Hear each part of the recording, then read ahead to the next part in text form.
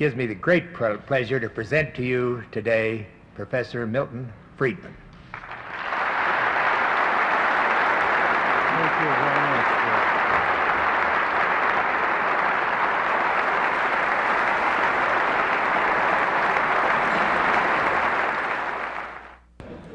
I want to talk today about the contrast between myths that are widely believed by the public at large and what I regard as a reality which typically contradicts those myths.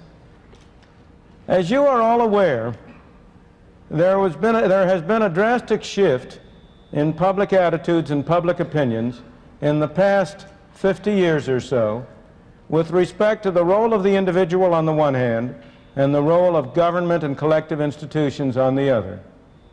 There has been a shift in the philosophy and attitudes of the public from a belief in individual responsibility, from a belief in a society in which the role of government was as an umpire, to a belief in a society in which the emphasis is on social responsibility and the role of government as big brother and protector of the individual. As always, when such shifts arise in public opinion, they are largely produced and reinforced by the development of myths about prior experience. Someone once wrote, and I'm not sure who it was, that a myth is like an air mattress. There's nothing in it, but it's wonderfully comfortable, and deflation causes an uncomfortable jolt. Well, my purpose today is to give you that jolt. When myths get established and are adopted, they tend to be so strongly held, they tend to become so much a part of you, that when anyone comes along and differs with them and contradicts them, he risks automatically being dismissed as a crackpot. But I shall nonetheless take the risk of being dismissed as a crackpot because it seems to me so urgent that we deflate these myths, recognize what the reality is, in order to be able to provide a basis for a change in our philosophy, a reversal of the direction of our thought. In my opinion, if we do not do so, if we continue on the road we have been going, if we continue to rely more and more on government and less on the individual, we are condemned to a future of tyranny and misery. And therefore, it seems to me essential for the future of this country that we recognize these myths for what they are and adjust our thinking to a correct perception of our present and our past. I'm encouraged in this venture by another quotation, one which comes from a 19th century American humorist by the name of Josh Billings, who wrote somewhere, "It ain't what people know that causes trouble, it's what they know that ain't so." And that's what I'm going to devote this talk to trying to tell you about some things you know that ain't so. I am going to try to cover 5 myths that are part of your thinking. And if they're not part of your thinking, they will tend to become so after you take your first course in American history. The first of those myths is a robber baron myth.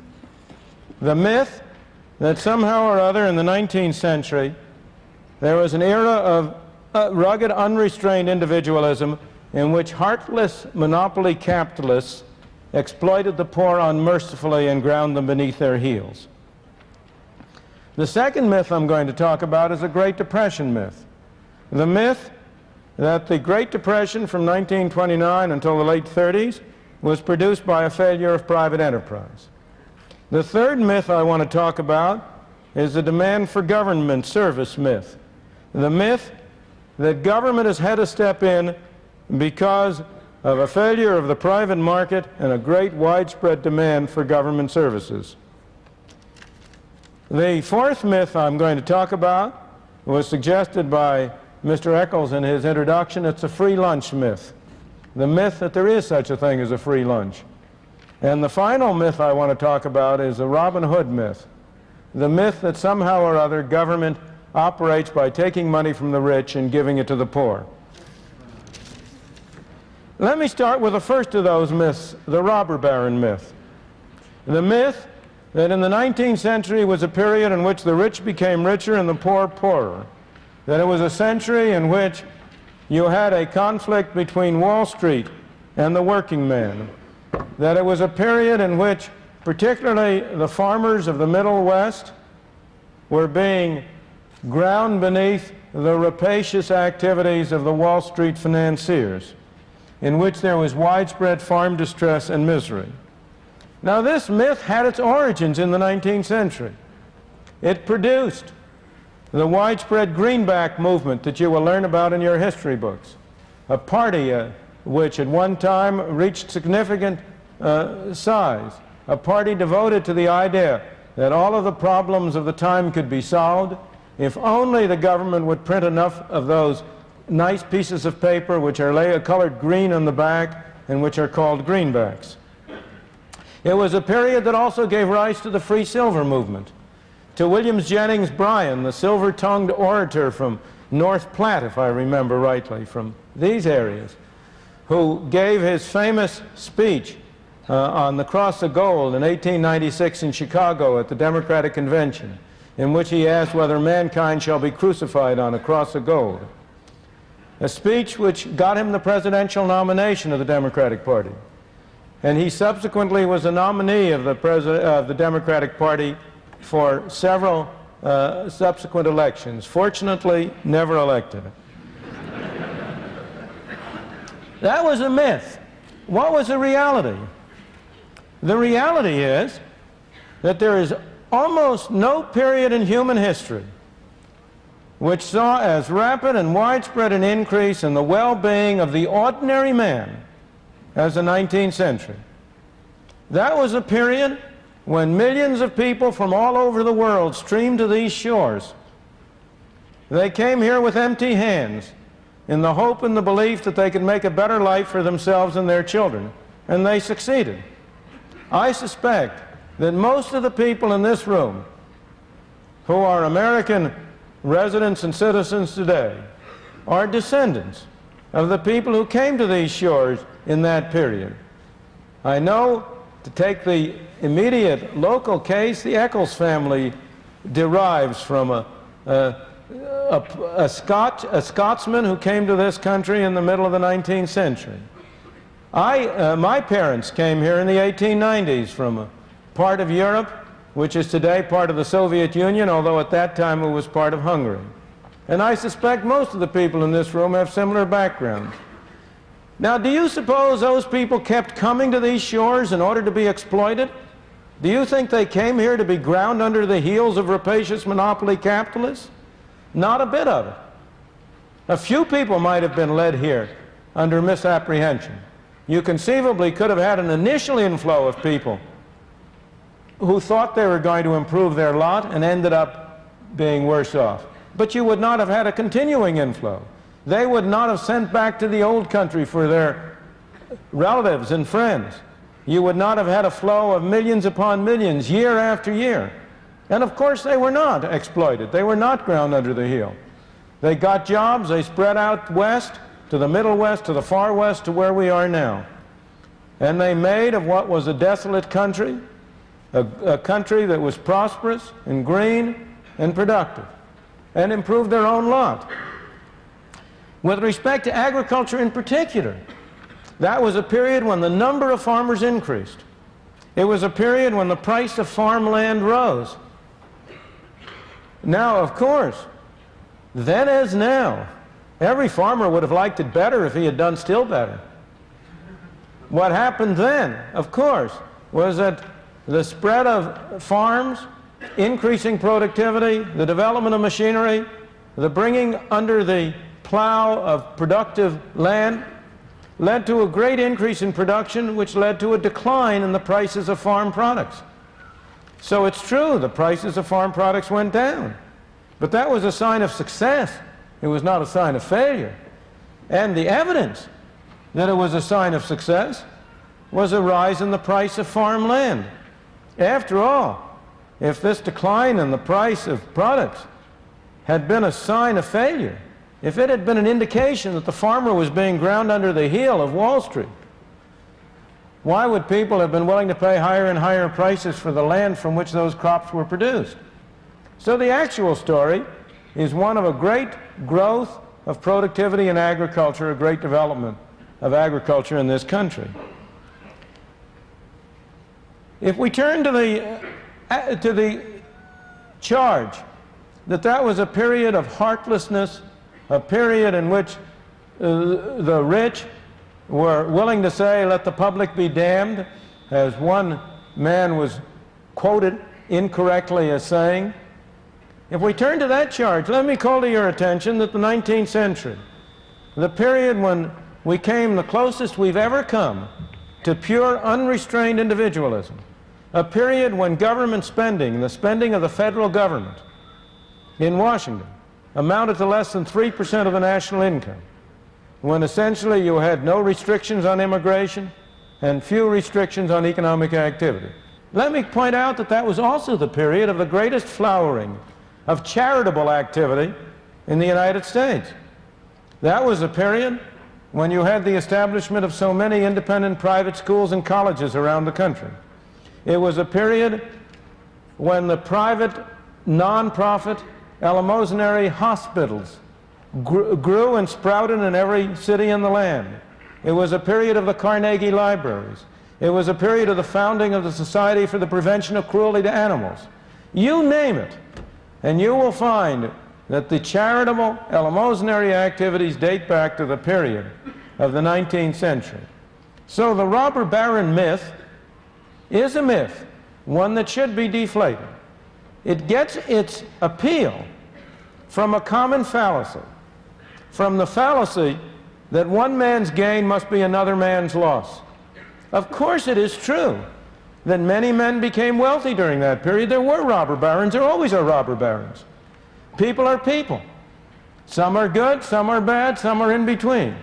And of course, some people did try to mistreat other people. That is part of the course of history, unfortunately. But the main part of the story is that the process whereby some people became wealthy was also the process which opened up the country and provided opportunities for millions of other people to have a modest competence, to be able to improve their own lot. It was the robber barons who were instrumental in building the railroads that joined the country together, who were instrumental in developing the industries of this country, and in thereby providing the opportunities for the ordinary man to improve his lot on life. Everybody can benefit. You can have some people become wealthy, not at the expense of other people, but by enabling other people to become wealthy. We had robber barons then and we have robber barons today. But there's a big difference between the robber barons then and the robber barons today. The robber barons then primarily could get their money only if people freely gave it to them. They got their money by selling a service, and nobody had to buy it. And if people bought it, it was because it was a better service than it was before. The robber barons today are in large part able to get their money by sending a policeman to take the money out of your pocket. Now that's a figurative expression, not a literal expression. But how do you become wealthy today? By getting government assistance. To mention only one very famous example, by getting government to assign you some TV licenses.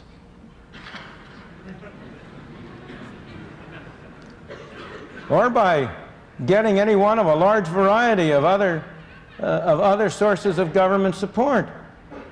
If you look at where modern wealth comes from, it almost always comes from political influence, which enables you to get benefits at the expense of the public at large.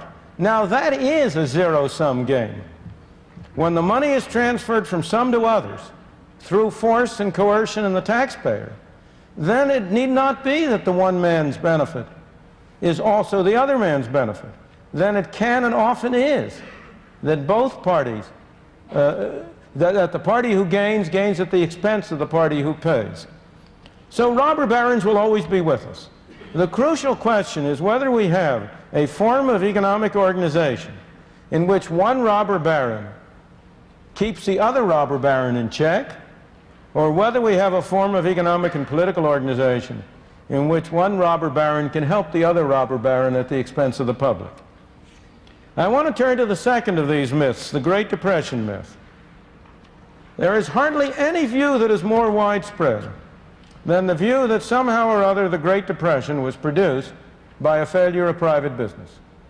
That view is held not only by those who are in favor of greater role of government, it is held by almost everybody.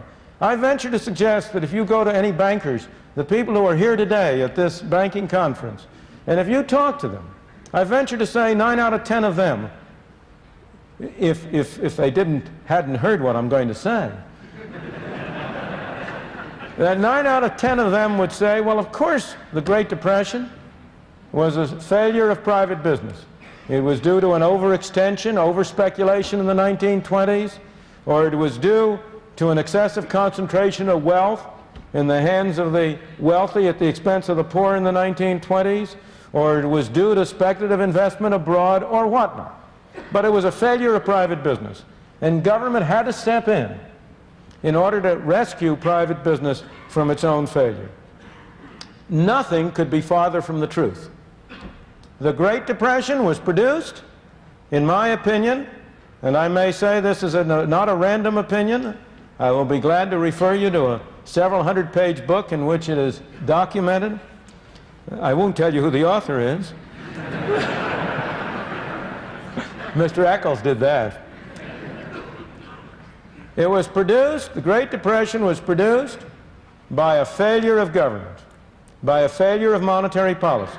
It was produced by a failure of the Federal Reserve System to act in accordance with the intentions of those who established it. It was produced by a failure of the Federal Reserve System despite the presence of knowledge on the part of many of the people in the system about the right course of action. It's interesting to speculate for a moment about why this myth is so widespread. The answer is really very simple in this case. Private enterprise has no press agents. The free market has no press agents. The government has a great many press agents.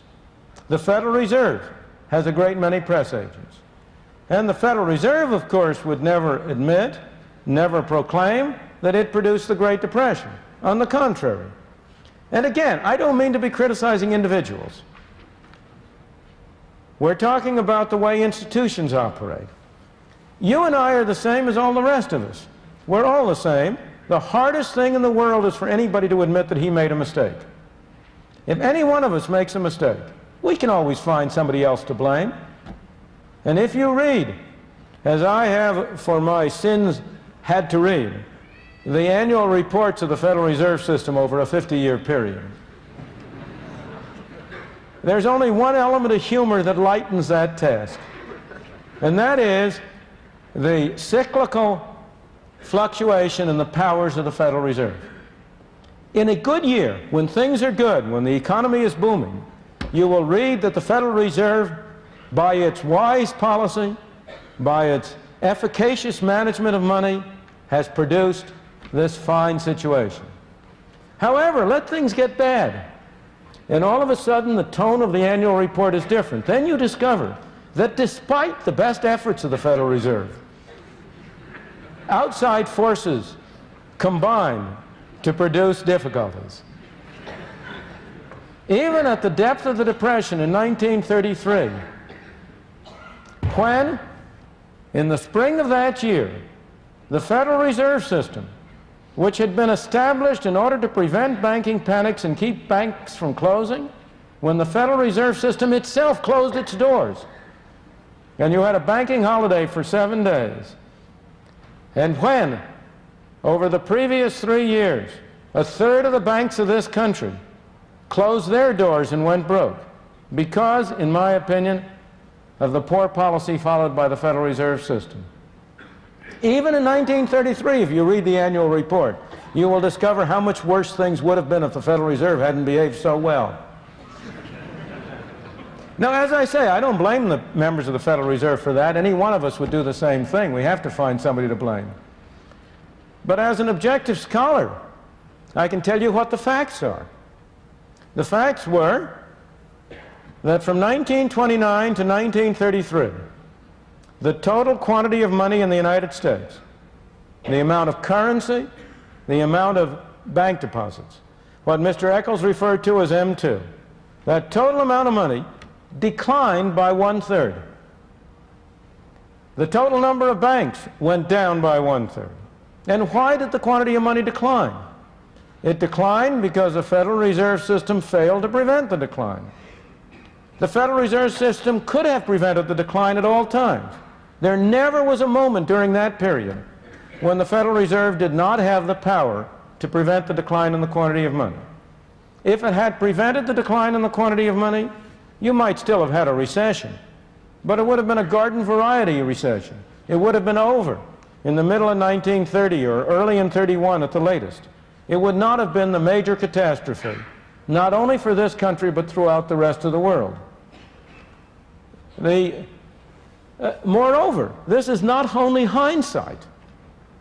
At all times, the people at the Federal Reserve Bank of New York and at a number of other banks were pleading with the Federal Reserve Board in Washington to do the right thing. At all times, there were people in Congress who were arguing that the Federal Reserve System should take a different course. At all times, there were outside commentators.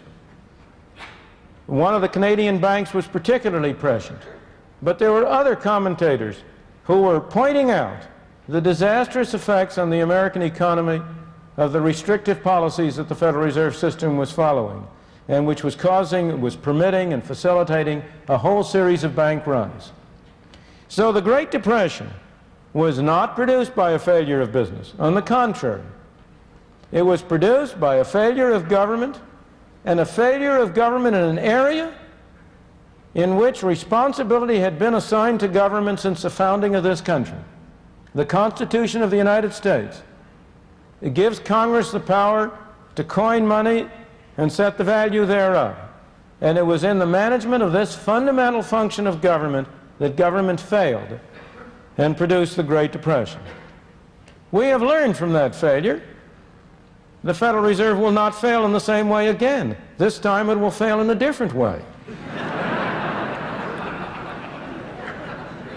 This time it has been failing, not by producing a Great Depression, but by producing an inflation. Because just as you will hear the story that it was business that was responsible for the Depression, so you will today hear the story that it is labor and management that are responsible for inflation. It is the same kind of a myth. Inflation is made in one place and one place only, Washington, D.C.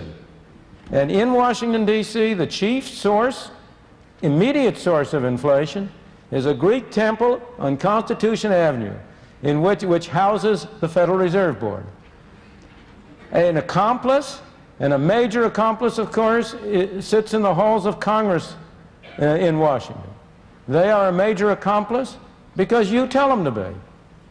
The American people have been telling Congress for many years, spend more money on us, please. But they've been telling us, don't raise our taxes. Congress has been listening.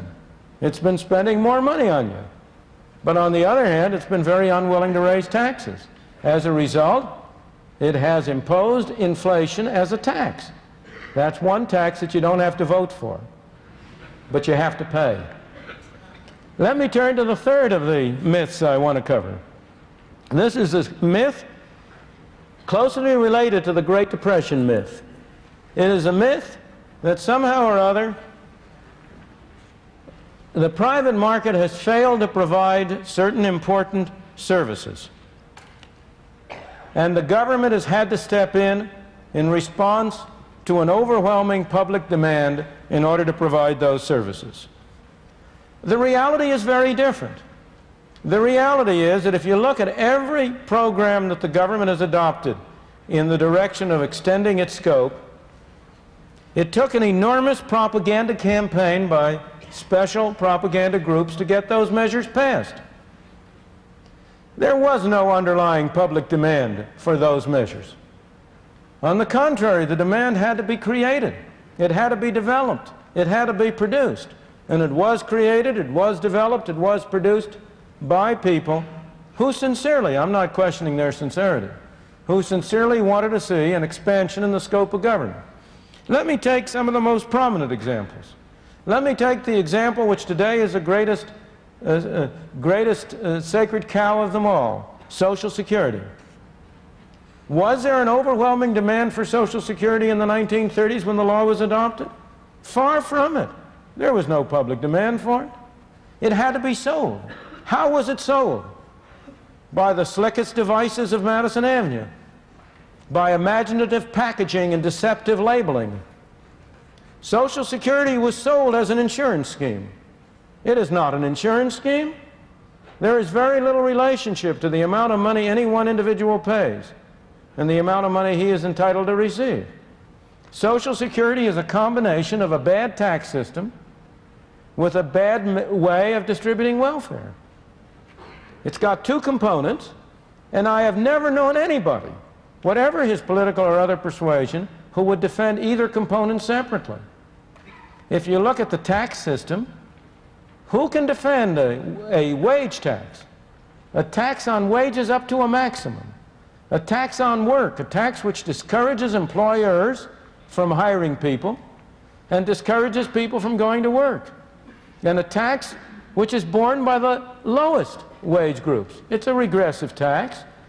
You could never, in a millions of Sundays, you could never have gotten such a tax passed as a tax. Look at the benefit arrangements. Here you have an arrangement under which the amount of money a person receives does not depend on his poverty or his indigence. It depends on the accident of what industry he worked in.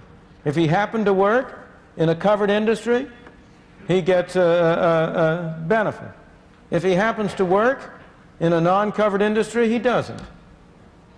If he has only worked a certain number of quarters and not more, no matter how indigent he is, he doesn't get anything.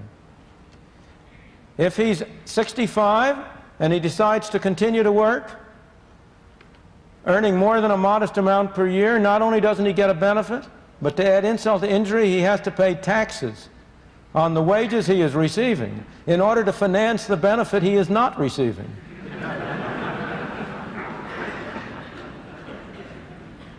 If a man who is 65 years old has $1 million in income from property, he is entitled and doesn't work, he gets his full Social Security benefit, tax-free. If the same man goes to work and earns $20,000 a year, he is in the position I just described. He doesn't get any benefit. Is there anybody who would justify that system of distributing benefits? And I could go on to all the difficulties with it. I've only touched the surface. Note the misleading language. The Social Security system consistently refers to the taxes you pay as a contribution. Now tell me, do you regard taxes as contributions? The word contribution denotes voluntary arrangements. If you buy an insurance program, you are contributing freely. If you contribute to the United Way freely, you're contributing freely. But if you pay taxes on your wages as a conditions of being employed, that's a tax, it's not a contribution. Again, it always refers to the payments people get as benefits. They are not benefits, they're subsidies. What you have is a system of subsidizing people on the one hand and of taxing it. What about the claim that it's insurance, that there's a relationship between the two? Well, there is a minor relationship. It is true that on the whole, those people who pay more will receive more, other things the same. But every student of the subject has pointed out that the relationship is very small, that most payments are independent of most receipts. Moreover, what you really have is not a system under which people are providing for their own security, as a Social Security system will say it, as they describe it, In their pamphlets, they describe it as a way in which 90% of American workers are providing for their own future. That's nonsense. What people today are doing is paying taxes today to pay the subsidies to the people who are receiving benefits today. What you have is a system of taxing the young at any point in time to subsidize the old. Now, there may be nothing wrong with that. For the moment, I'm not discussing that issue. I'm discussing whether Social Security was a response to a broad-scale public demand or whether it had to be sold to the people by the worst devices of Madison Avenue. And the answer is it clearly was the latter. What you have is a system under which people today are being taxed to pay benefits today to the people who are receiving them. So far, those people who have been receiving payments have received much more than the actuarial value of what they paid. That's because you've had a growing working force, you've had higher wages being paid, wage rates have gone up the wage tax has gone up very sharply. But the number of recipients is growing relative to the number of people paying. And that's why Social Security is currently in so much financial trouble. That's why the so-called reserve, which is not a reserve at all, the so-called reserve has been getting smaller and smaller.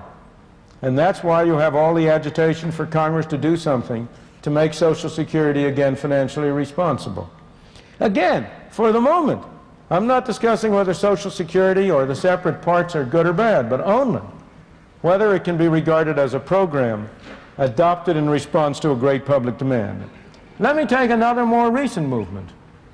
Consider the imposition on you and me and on our automobiles of all sorts of safety equipment, so-called safety equipment. Nothing to prevent us individually from buying it, but now we are required to buy it by government. Why? Was there a great public demand? Not at all. There was a man named Ralph Nader. Now, maybe he arose in response to a public demand, but if so, it was a public demand for entertainment, not for safety. But Ralph Nader launched a major propaganda campaign. And as a result of this propaganda campaign, as a result of a great selling effort, also characterized by misrepresentation. Also, as you know, his original weapon was a book, Unsafe at Any Price, which damned the Corvair as being an unsafe and a knowingly unsafe car. Later studies have demonstrated that his claim was not justified. But that did not prevent it from having its effect. It did not prevent it from adopting it. But the extent to which this did not result from a great public clamor can be shown by what has happened whenever the agency that was established to administer auto safety regulations has overstepped its bounds. You will recall that a few years ago, it tried to impose the requirement of an interlock, that no car could be started unless the seat belts were fastened. And that produced such a great public outcry that Congress stepped in and it had to be rescinded. You are now having a similar kind of a controversy about the airbag. Or again, let me take a very different example, one which has not yet emerged, fortunately, the drive for national health insurance. Is there a widespread drive for national health insurance? Not so you can notice it. Indeed, the proponents of it have been trying to get it passed year after year, and so far they haven't gotten it passed. As I say, fortunately, because if so-called national health insurance were passed, it would bear as little relationship to insurance as Social Security does. It's not a program for national health insurance at all. It's a program for socialized medicine. It's a program for making physicians government employees. It's a program for creating long waiting lines and inferior medical service. But that isn't the way it's labeled. But the pressure for it is having to be created and built up by propaganda. Or again, let me take another modern version. Has the FDA's ban on saccharin been in response to a great public outcry for it? Let me turn to the fourth of my myths, the free lunch myth. The belief that somehow or other government can spend money at nobody's expense. I don't know how many of you have ever heard of a wonderful description of government that was made by a French economist by the name of Frédéric Bastiat about 150 years ago. He said, "Government is that fiction whereby everybody believes that he can live at the expense of everybody else." And that is the free lunch myth.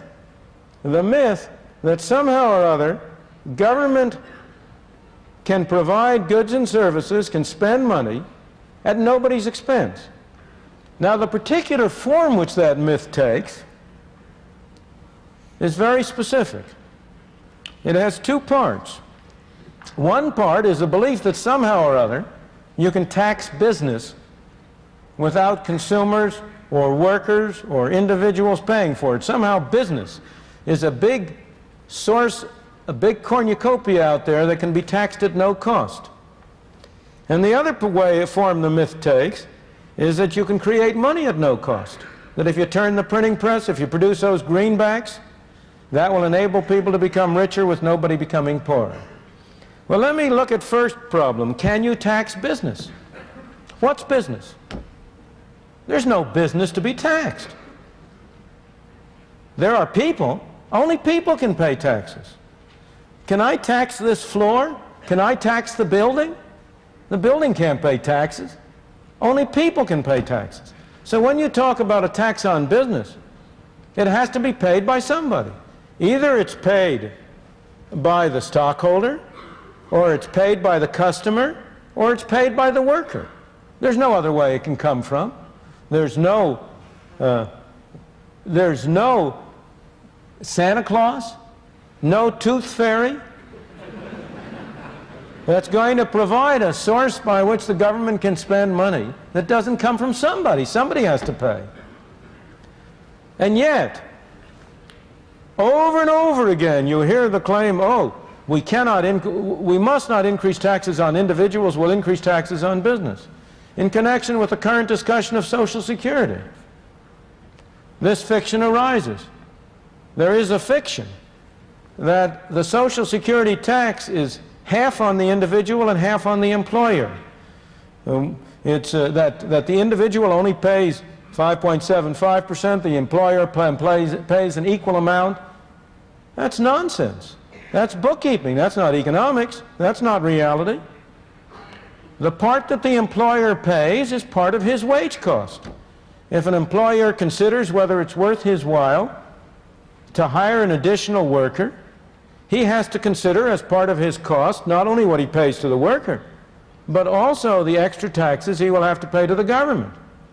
It makes no difference to the employer at all if he pays the worker a bigger check and the worker pays a larger part of that directly to the government, or he pays the worker a smaller check, but in addition has to send a check to Washington. What matters to him is the total number of dollars it costs him to hire an additional person. So the fact is, the logic is, the reason is, that the so-called tax on the employer is paid by the employee. Now, this has always been clear from economic reasoning, general economic reasoning, but it has also been subjected to empirical test. And a book even from that temple of belief in greater and bigger government, the Brookings Institution in Washington, published a couple of years ago, demonstrated empirically that the tax on the employer was really paid by the employee, that it was shifted to the employee, and it can't be any other way, as you will see if you think about it. So business doesn't pay that tax.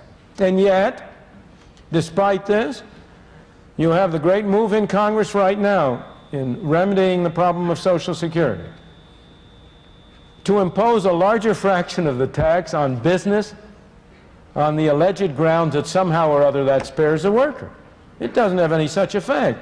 It reduces the incentive to hire people and thus is imposed on the worker. But again, if you look at the taxing corporate profits, the distinction you have to draw is between who writes the check and who fundamentally bears the cost. It may well be that an official of a corporation writes the check for the tax on profits, so-called profits. He writes the check, but who pays it?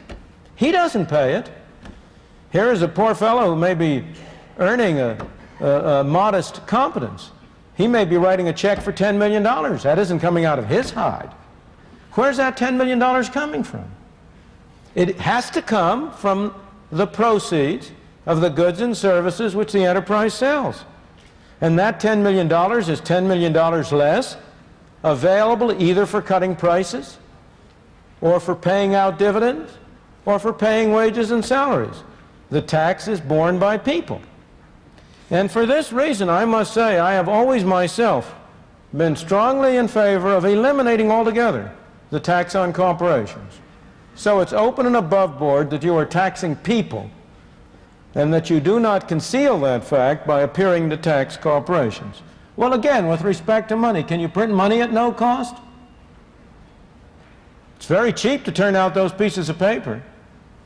But does that get society something for nothing? Not at all. It's simply a different form of taxation. If you print money, people have more money to spend. If they spend more money on the same amount of goods, prices go up. And in effect, everybody is paying a tax through inflation. Once again, it's only a form of taxation. Let me turn to my final myth, because it is in some ways the most pervasive, the most dangerous, and the most deep-seated.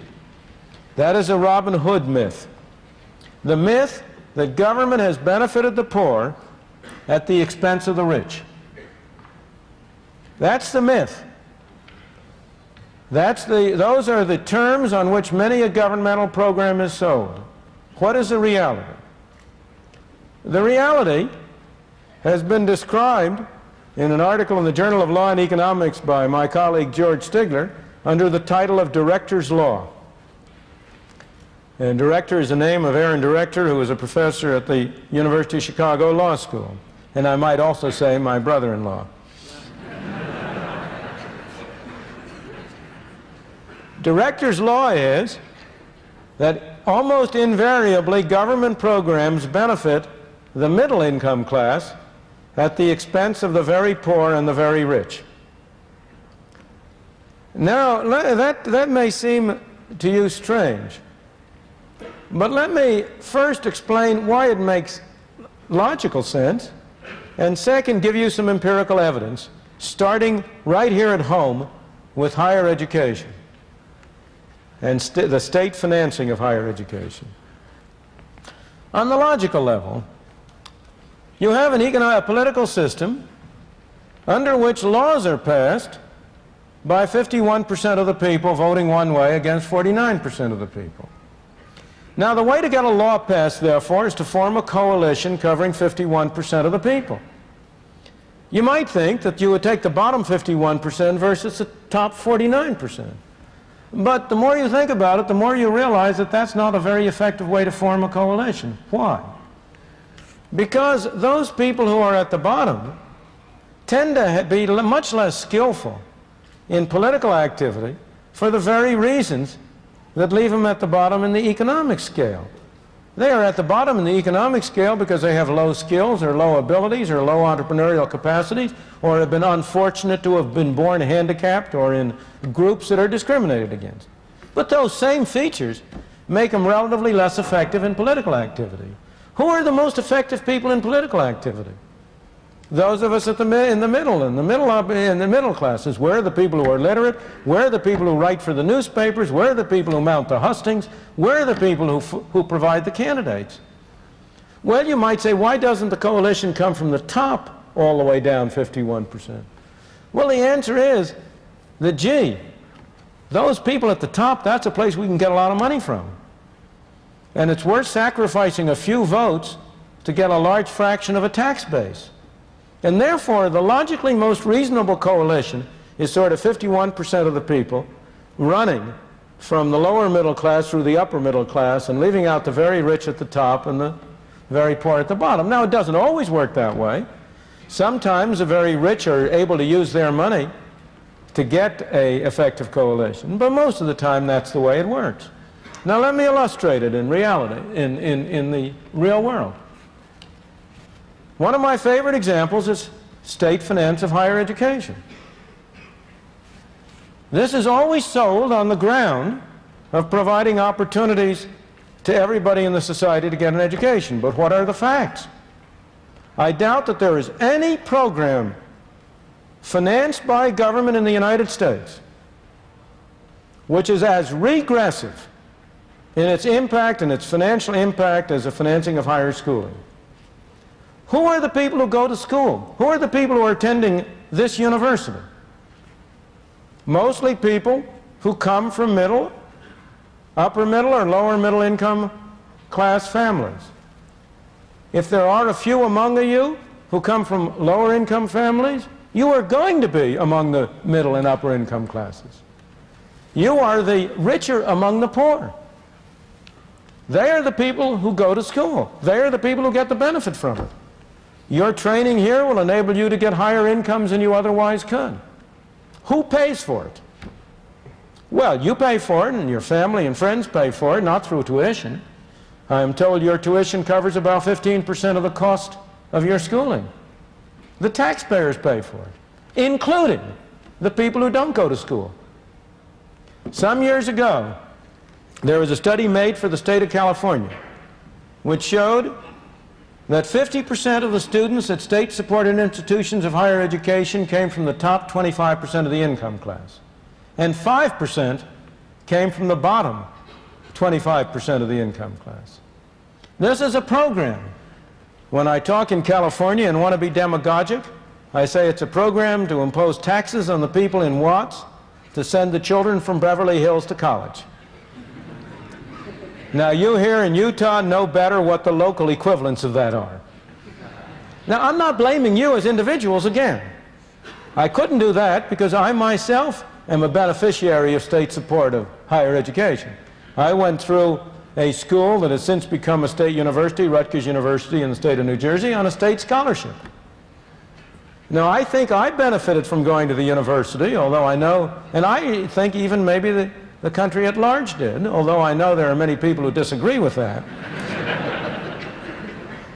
But there's no reason why I shouldn't have paid for it. What did the poor citizens in New Jersey get? The day I graduated from college, I left New Jersey, and I've hardly ever been back since. There's a strong case to be made that everybody who wants to go to university should have an opportunity to do so, provided he's willing to pay for it. Not necessarily right now. It's highly desirable to have arrangements under which he can borrow now to pay it back later out of a higher income that his education will make possible. But there is no justification for imposing taxes on lower income people to finance the schooling of people who are or will be in the higher income groups. And yet, how much political movement is there to impose full cost tuition on colleges? There is nobody who would have a ghost of a chance of being elected to a legislature or to the state house on that program. It's the hardest thing in the world legislatively to get higher tuitions imposed. Why? Because the middle class looks after itself. Because of director's law. Now, what's true for higher education is true in every other area. Consider Social Security. Now, Social Security is also sold as a program to benefit the poor. What are the facts? Social Security is a program which imposes unduly heavy taxes on the lower income groups in the society to provide higher benefits to upper income groups in the society. How does it work? It's not because of the regressive nature of the wage tax. It's not because of the structure of benefits. It's because of a very simple phenomenon. At what age do younger men from the lower classes go to work?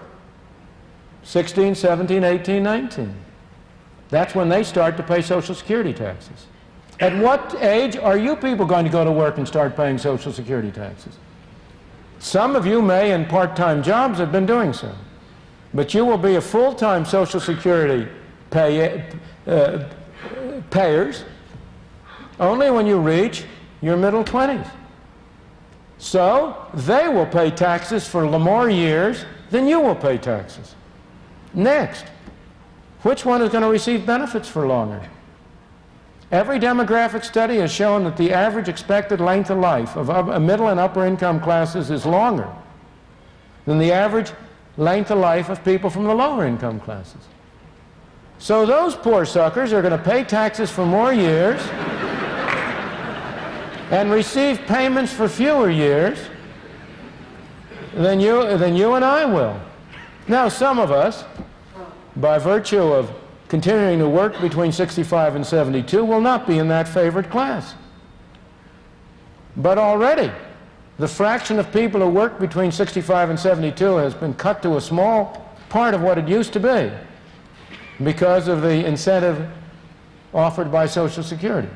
And overall, there is little doubt, therefore, that Social Security is a program which transfers income from low-income classes to high-income classes.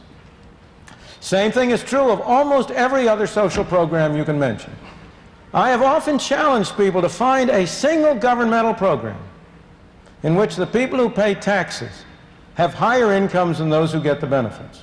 I know only one, and that's direct relief, public assistance, the aid to families of dependent children.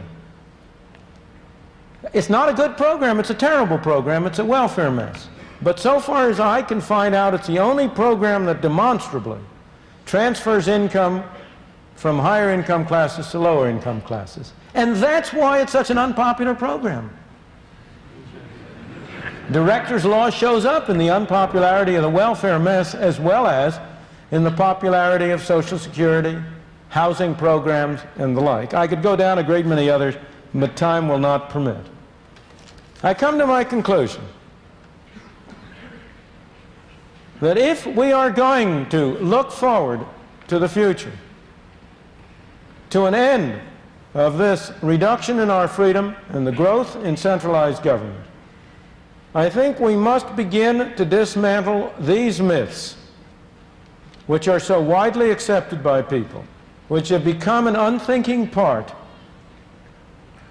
of their philosophy and of their beliefs. And I hope that in the course of this hour, I have deflated your air mattress and given you an uncomfortable jolt. Thank you.